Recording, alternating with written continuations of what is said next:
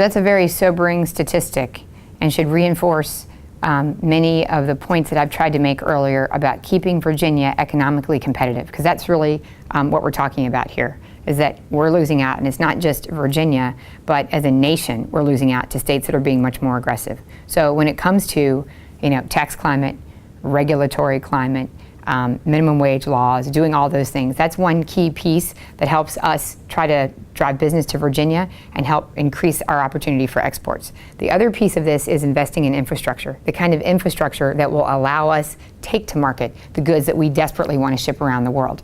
Agriculture is our biggest industry in Virginia, and most people aren't actually aware of that.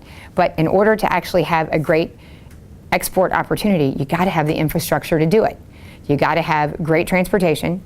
The port is a big issue for us. Deeper, wider, safer. That is an extraordinary thing that the Commonwealth of Virginia has, and we need to absolutely make sure that we're maximizing that. 1 in 10 jobs in the Commonwealth of Virginia is tied to the port, which is astounding. So it goes to the point that you're making, which is Virginia should be on the front lines of working towards exports, working towards making the whole country more competitive economically when it comes to exports. And the way to do that is both be focused on the climate, focused on the infrastructure to make it happen, focus on opening up those markets, things like hemp. I've introduced legislation to allow us to grow hemp. That has a huge market globally.